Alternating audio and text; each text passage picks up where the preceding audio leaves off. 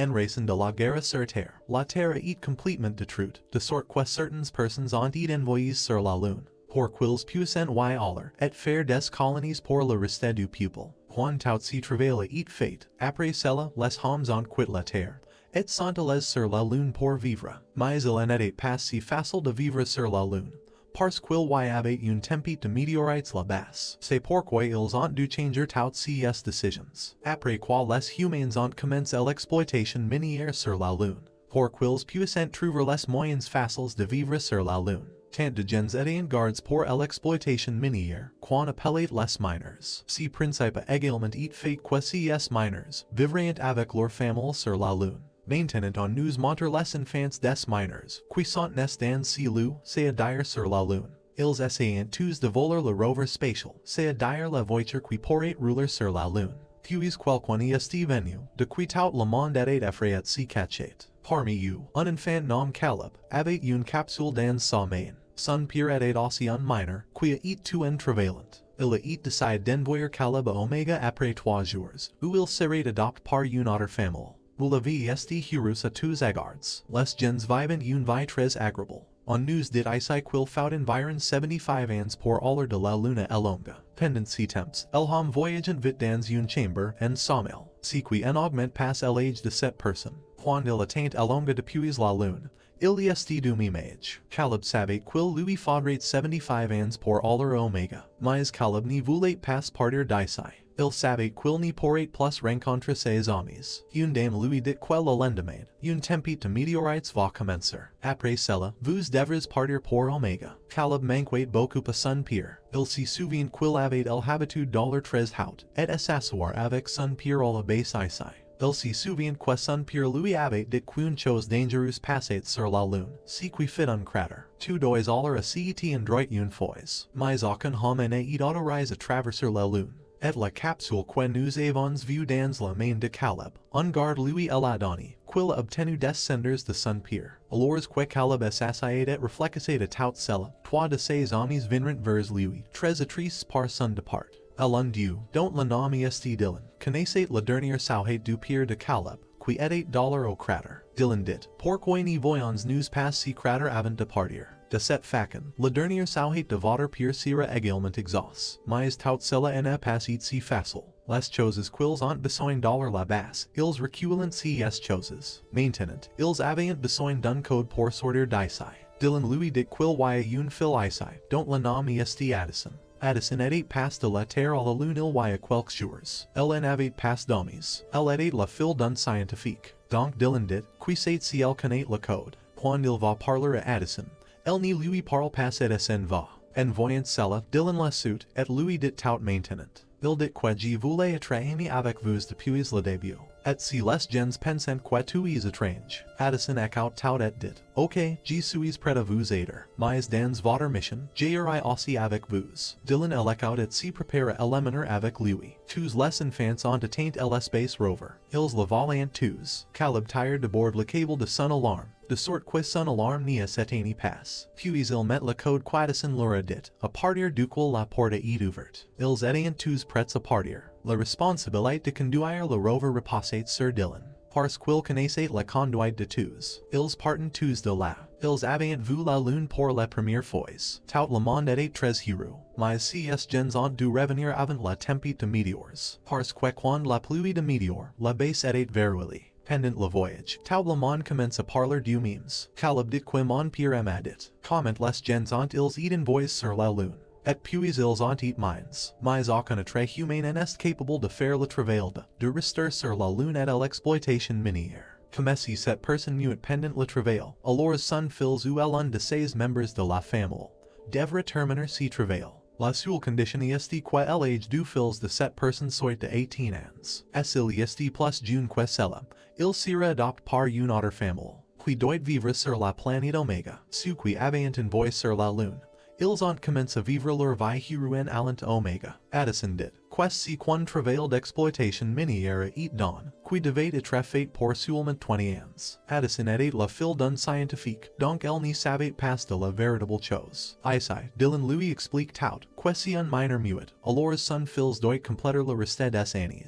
En intendant cela, Addison fut un peu surpris. Maintenant, ils ont dû marcher le reste du chemin. Chacun porte son propre costume spatial. Le costume d'Addison est un peu différent dans chacun d'eux. Quoiqu'il en soit, ils sont sortis, ou en raison du manque de force gravitationnelle, tout le monde sautait très haut. Tout le monde commence à jouer Isai. Quand les yeux d'Addison tombent sur la planète, elle devient un peu triste. Et commence à se souvenir de ces moments passés sur Terre. Lorsque Addison revient, elle voit que Caleb, Dylan, et tout le monde, avec l'aide d'un conteneur de gaz d'oxygène, sont allés dans l'espace. Ils essaient les d'un cordeau rover, de sorte qu'ils ne pouvaient pas aller loin dans l'espace. Addison voit qu'et dit qu'il peut être dangereux, ni le fais pas, mais personne n'y l'écoute. Quand un petit ami de Caleb commence à faire tout cas. Puis, à cause du choc, sa corde est cassée. À cause de cela, il est allé très loin dans l'espace. En voyant tout cela, Caleb et ses autres amis essayent de le sauver avec le cylindre d'oxygène.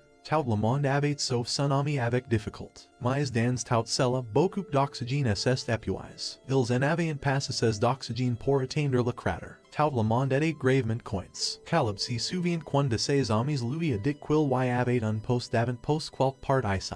Puis c'est s'il peut aller chercher de l'oxygène. En intendant que, l'ami de Caleb dit que je ne vais pas y aller, parce que mon frère m'a dit que des fantômes y vivant. En intendant que, Dylan commence à se moquer de lui. Et sur la même chose, les deux commencent à se battre. En voyant cela, Caleb crie à haute voix. Et il dit que tant qu'il y a du temps pour rester ensemble, voulez-vous combattre et la détruire. En entendant cela, les deux sont redevenus amis. Quoiqu'il en soit, ils arrivent à l'avant-poste, où il faisait très sombre. C'est là qu'ils voyant les ombres des hommes, dont tout le monde est eu pour. Quand ils allument les lumières, ils découvrent qu'ils n'étaient pas des humains mais des marionnettes. Et si n'était pas un avant-poste, mais un modèle d'une telle maison. Si les humains vivaient sur la lune, ils auraient vécu dans de telles maisons. Ils recoivent de la nourriture et de l'oxygène. Si était aussi la nuit, donc tout le monde décide de passer la nuit. Dylan raconte à Addison de lui-même que mon père aime les seul.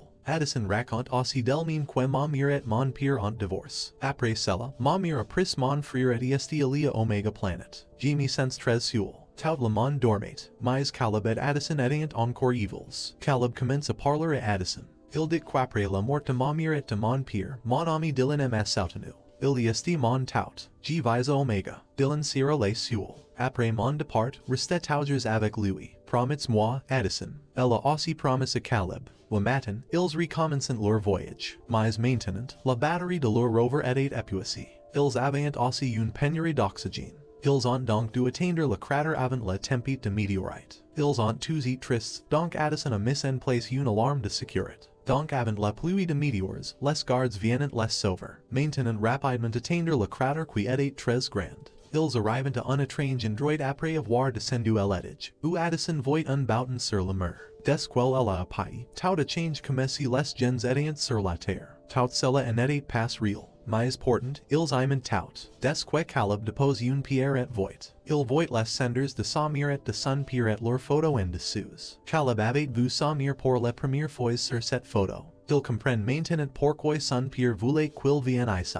Il était très triste. Dylan lui dit pourquoi tu perds cette belle chance de ta vie. Ici, tout le monde vit aller à Omega, après 20 ans d'exploitation minière. Et si sont très peu de gens. C'est pourquoi ton père abandonne sa vie. Ici, il découvre que son père délibérément pris sa vie. Pourquoi Caleb puisse être envoyé à Omega. Il pourrait vivre une bonne vie. Tout le monde, sauf Caleb, le savait. Dylan dit qu'il ne refuse pas de prendre le cadeau de ton père. Il vous a donné ce cadeau en donnant sa vie. Puis un ami tom malade pendant leur conversation. Ils essayent tous de le prendre, et rejoignent leur rover. Mais la tempête de météores commence. Tout le monde essaie de se sauver. Addison est séparé du tout en se sauvant.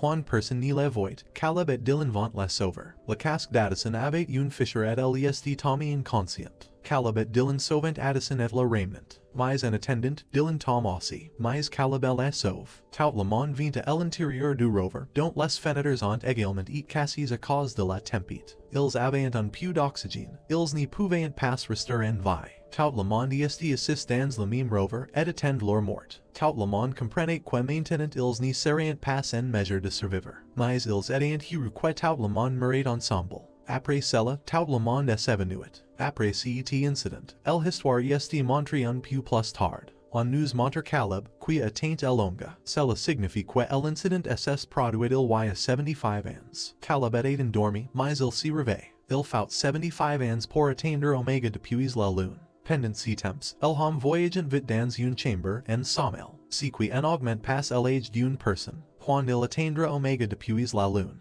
il environ la même âge. Il voulait savoir à propos de ses amis. Puis une infirmière vint lui donner un appareil audio. Dans lequel les messages de ses amis ont été enregistrés. Il découvre qu'ils ont tous été sauvés ces jours-là. Ses amis ont passé plus de la moitié de leur vie. Comme un ami qui a commencé son équipe de baseball. Et l'autre ami est devenu administrateur. Donc, selon les promesses, Addison avait appaus Dylan. Connaître la vie de ses amis. Pour entendre les voix de son âge grandissant.